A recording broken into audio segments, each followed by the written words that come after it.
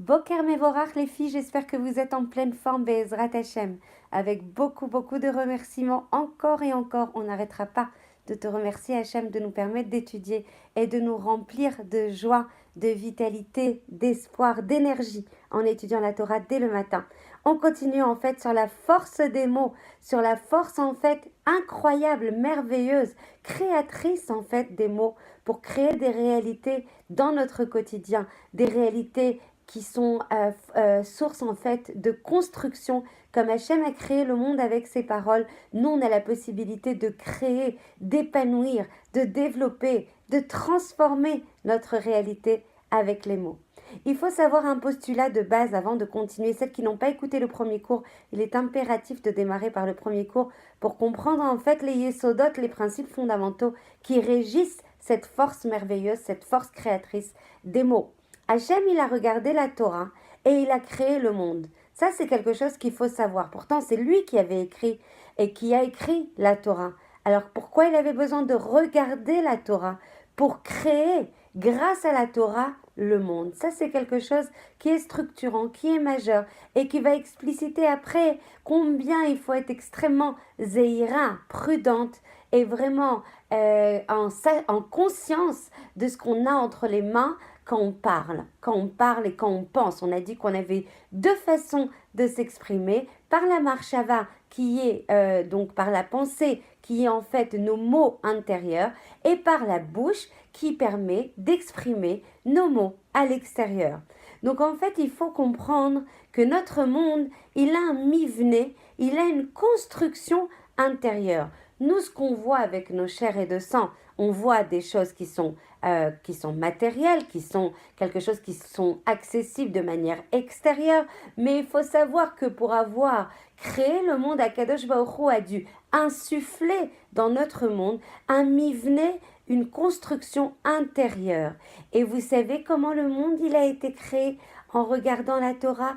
En fait, c'est en regardant les 22 lettres constructrices, constructives, je vais avoir du mal avec le français, qui vont permettre en fait d'injecter de l'énergie dans ce monde, de l'énergie vitale, de l'énergie qui permet en fait le koach hameave, le koach de l'existence de ce monde, en fait est basé et fondé sur 22 lettres qui justement construisent par leur énergie tout. Et on va expliciter pourquoi les lettres et donc les mots et donc les associations de mots vont permettre de construire le monde et donc notre réalité au quotidien, que ce soit notre réalité intérieure, donc notre pensée, ou que ce soit notre réalité extérieure avec le monde qui nous entoure. Vous savez que dès le tsirouf, dès l'association de deux lettres, on a déjà un mot, on a déjà un nom. Dans le Sefer HaYetzira, comme on en a parlé hier, qui a été écrit par Avraham Avinu, alav Shalom, on a la possibilité, mais je ne vous le recommande pas tout de suite parce que c'est d'une profondeur mais inouïe, il y a 22 cours sur la lettre Aleph et Bet. Donc on va y aller en mode incrémental, en mode itératif. Déjà, si on arrive à capter le maximum de choses qu'on se délivre, parce que évidemment je me donne le cours à moi-même, et si on arrive à comprendre déjà combien il faut se retenir, combien il faut ménager, combien il faut protéger sa parole pour changer sa réalité, déjà si on arrive à se sensibiliser, à faire grandir sa conscience, mais on aura gagné un monde transformé, un monde, plein de bonté, un monde plein d'épanouissement pour nous et pour les autres. Donc on va y aller doucement et qu'Hachem m'aide à vous transmettre ça en une dizaine de minutes. Donc dans le Sefer HaYetzira, vous avez vraiment un peu de kamot et beaucoup de échoute justement sur l'énergie vitale qui est recélée dans chacune des lettres. Chacune des lettres, le Aleph, le Bet, le Gimel de notre alphabet, va recéler une énergie vitale spécifique grâce à laquelle, en associant ces lettres pour constituer des mots, on va créer des réalités avec ces lettres.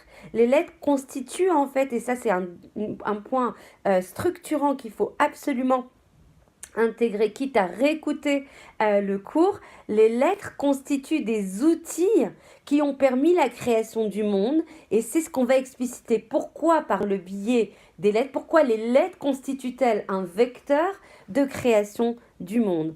En fait, chaque lettre a sa propre énergie, comme on l'a dit, et chaque lettre et l'association des lettres va constituer un mot qui va avoir une identité intrinsèque et qui va définir les forces intérieures spirituelles de ce mot. Quand on parle, par exemple, si on prend le mot Neshama, vous avez vu que dans le mot Neshama, dans le shoresh du mot, il y a en fait le nom qui est associé à cette Neshama. Pourquoi? Parce que le nom, d'ailleurs on peut prendre un exemple extrêmement concret et très mouchachi qui va vous parler, très quelque chose que vous pouvez toucher du doigt. Chacune d'entre nous avons un nom. Vous savez, on a l'impression que le nom nous a été associé comme ça par hasard, par une envie suprême des parents de choisir un nom qui leur plaît pour leurs enfants, mais vous le savez toutes, en fait le nom leur a été inspiré pendant une seconde par le roi HaKodesh. Pourquoi? Parce que par rapport à cette Neshama, elle a des forces intérieures, elle a un tafkid, elle a une mission, elle a des tikkunim, elle a des réparations à réaliser et donc elle va recéler en elle des énergies qu'on doit retrouver dans son nom, puisque les lettres qui constituent son nom vont recéler, vont l'identifier, vont la définir par rapport à l'énergie intérieure qui la constitue. Donc si on veut, par exemple, se connaître, mais alors là c'est une connaissance extrêmement profonde, très très peu de gens savent analyser justement l'identité, les tafkidim et les tikkunim qu'on a à réaliser dans ce monde par le biais du nom.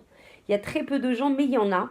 Mais on peut à terme, avec l'aide d'Hachem, on reviendra peut-être après sur l'énergie vitale, au moins pour comprendre ce que veut dire par exemple par rapport à mon prénom, le taf, qu'est-ce que recèle comme énergie le kouf, qu'est-ce que recèle comme énergie le vav et le he. Donc ça, on pourra travailler en fait là-dessus, mais après c'est des profondeurs et des secrets immenses en termes de Kabbalah.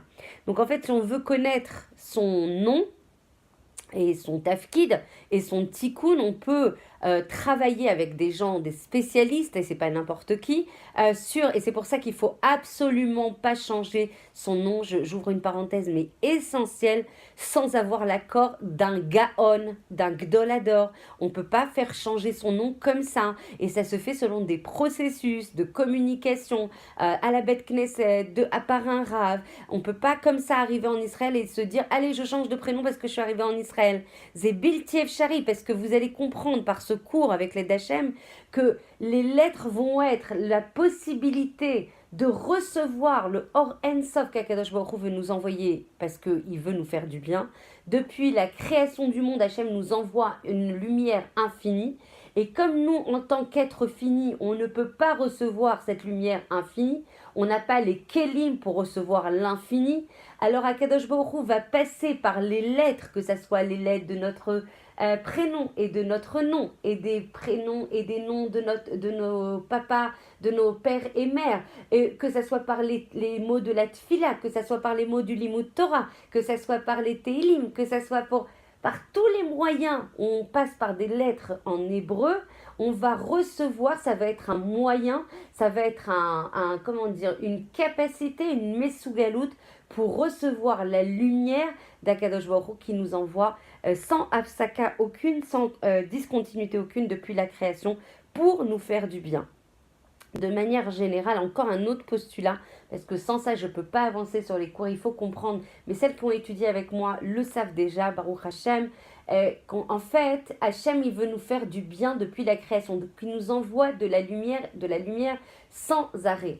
Et en fait, notre objectif, notre mission dans ce monde, si on doit la définir de manière générale, c'est de nous rapprocher de ce Or Elion, nous rapprocher de cette énergie vitale, de cette énergie de joie, de cette énergie de plaisir qui ne ressemble à aucun autre que celui qu'Akadosh Baruch Hu, c'est-à-dire que les plaisirs de ce monde sont ével varik, sont sans aucune valeur par rapport, en fait, le problème c'est qu'on confond beaucoup les plaisirs de ce monde qui sont superficiels, temporaires et qui ne nous apportent pas de satisfaction permanente, et donc on est extrêmement frustré qu'à chaque fois qu'on avance sur des anaot, des plaisirs de ce monde, que ce soit un bon resto, une belle robe, des belles choses dans la maison, etc., c'est quelque chose qui part très très vite, alors que le vrai Osher, ça vient en fait d'Akadosh Baruch Hu, le fait de se lier à lui, c'est une lumière permanente, c'est une lumière jouissive, c'est une lumière authentique, c'est une lumière qui reste dans nos kélim. Donc l'objectif de chacune d'entre nous, c'est de progresser vers cette lumière et de construire des kélim, des ustensiles, des réceptacles pour nous permettre de capter et surtout de capter et de garder cette lumière. Donc en fait, on va comprendre, pour revenir à notre sujet, mais sans les postulats que je vous livre, on ne peut pas avancer, pour comprendre que les lettres vont être un moyen par rapport à des êtres finis comme nous de capter, de recevoir, d'avoir la possibilité d'accès. C'est-à-dire que si on n'avait pas les lettres, on ne pourrait pas recevoir cette lumière infinie. Ça nous aveuglerait, ça serait impossible. Donc en fait, par les lettres, encore une fois, que ce soit de nos prénoms, de notre nom de famille, de la tfila, des télim, de l'imout Torah, on va avoir la possibilité d'avoir des ustensiles. C'est comme un filtre qui va un petit peu adoucir cette lumière et nous donner la mesugalout, la capacité à recevoir cette lumière. Donc en fait, celui qui écrit Hachem, il a en fait utilisé les lettres qui sont contenues dans la Torah, et surtout en fait les lettres, mais c'est surtout tout ce qui entoure les lettres. Les lettres, c'est la capacité à filtrer cette lumière.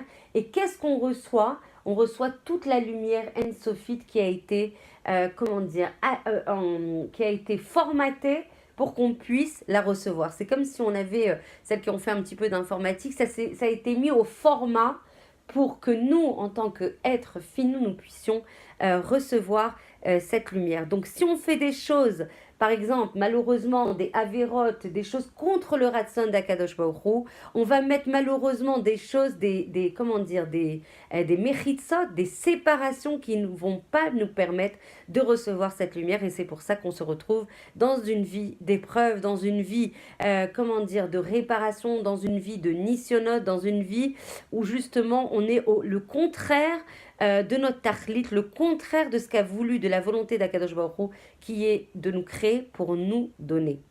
Donc on ne peut se lier à cette lumière, pas à sa source directe, mais par le biais des lettres. Quand vous voyez par exemple des lettres qui sont inscrites dans la Torah, en fait Akadosh Baruch Hu a insufflé la lumière de créatrice du monde par le biais de ces lettres, et on a la capacité à se lier à lui, à ce En-Sof, justement par le biais de ces lettres. Alors donc vous comprenez que plus on augmente le Limud Torah, les lectures du Tikkun HaKlali, du Perek Shira, des Tehilim, de tout ce qu'on peut faire, de Tfila, etc. Et plus on est mitraberet, plus on se lie à la lumière d'Akadosh Baruch Hu, plus on se colle à lui. La lumière d'Hachem, en fait, elle descend de manière continue, sans afsaka.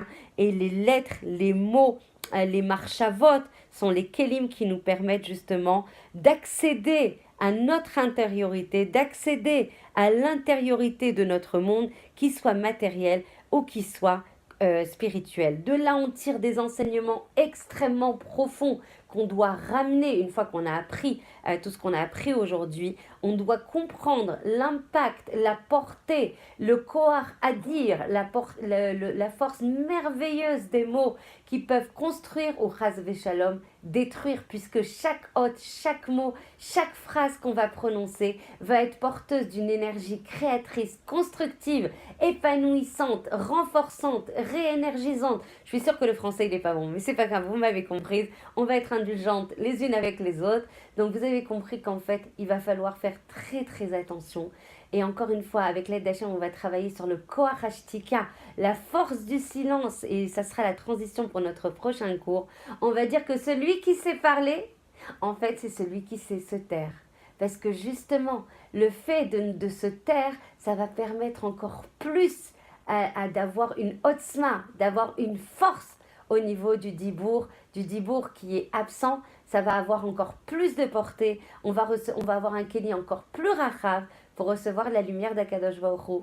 Toutes les bénédictions, toutes les Hatzlachot, toutes les Yeshuot. Donc là, je vous ai mis juste une petite mise en bouche pour parler de la force du silence. On explicitera pourquoi c'est encore plus fort que le Dibour. Voilà, j'ai dépassé largement, mais en même temps, c'est des sujets très profonds. Je vous engage à diffuser la lumière d'Akadosh Baruch Hu, que ça soit pour le mérite de tout le Ham Israël, où qu'il se trouve.